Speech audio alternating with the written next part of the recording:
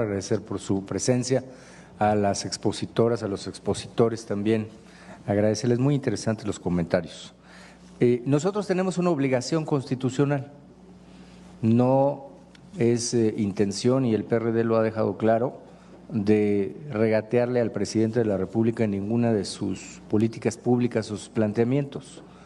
Es libre y, por supuesto, hemos acompañado muchas de las propuestas que se han hecho en ese mismo sentido.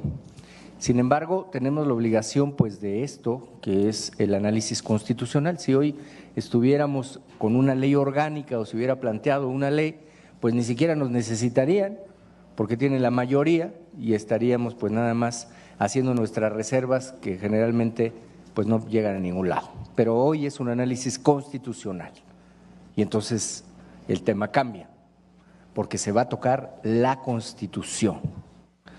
Así que yo quiero aprovechar el expertise en materia militar, sobre todo, de la doctora Araceli Haas o maestra Araceli Haas, y preguntarle, ¿cómo está el dictamen? Porque yo escuché que usted tiene la esperanza de que todo vaya muy bien, a lo mejor conoce alguna parte de la ley orgánica que nosotros no conocemos, porque hablaba de cómo se iban a distribuir las tareas, pero como está el dictamen, el artículo 13 de la Constitución, que establece que los elementos de la Guardia Nacional van a ser juzgados también por el fuero militar, ¿no implica que serán militares o se puede juzgar a cualquier persona por el fuero militar? Primera pregunta. Segunda, si dejamos y mantenemos el Estado Mayor que se ha planteado también en este dictamen, como está, y luego un transitorio atemporal como el que se ha establecido también para que operen las Fuerzas Armadas, ya no la Guardia Nacional, las Fuerzas Armadas, ¿cómo evitaríamos violar el 129 constitucional? Y la última que le refiero, no es obligatorio para México observar las sentencias como lo es la de la Corte Interamericana de Derechos Humanos, en el caso Alvarado, en el párrafo 182, que dice que cuando se utilicen las Fuerzas Armadas debe ser de manera excepcional, que debe ser subordinada, que debe ser fiscalizada, que debe ser complementaria. ¿No lo considera usted así? Por sus respuestas, muchas gracias. Si se acomete alguna violación a un ciudadano, va a ser juzgado ese elemento de la Guardia Nacional en el fuero civil, eso que no quede duda, ¿sí? Entonces, van a estar por ambos lados normados y eso, pues yo creo que estoy a favor por eso, ¿no? El Código Militar regula a los integrantes, pero también no se salvan de enfrentar la justicia civil si acometen algún perjuicio a los ciudadanos. Con respecto a la segunda pregunta, también muy importante, me preguntó el senador si el transitorio del dictamen, el cuarto transitorio, violenta de alguna forma el artículo 129 constitucional. Y en eso hay que ver que no se viola en tanto que la participación de la Guardia Nacional es complementaria. En el artículo 129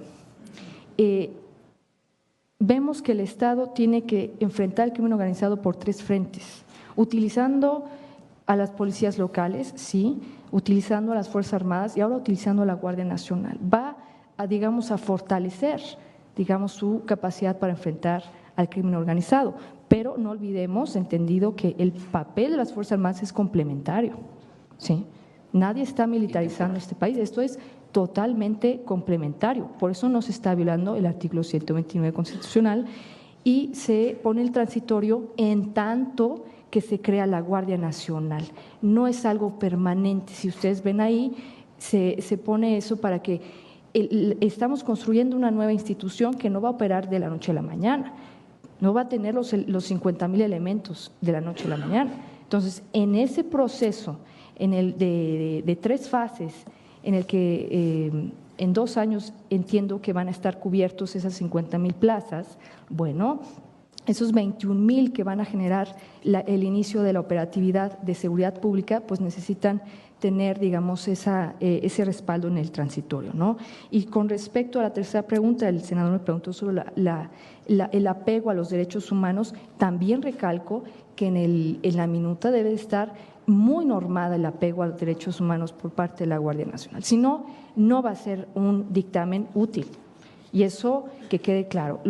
También quisiera recalcar el esfuerzo que hacen las Fuerzas Armadas para estar actualizados en materia de derechos humanos. Casi todos los elementos han recibido capacitación de derechos humanos. Yo soy maestra de derechos humanos a los militares y puedo por eso decirlo. Lo siguiente también es fortalecer las policías y que también reciban capacitación de derechos humanos, ¿sí?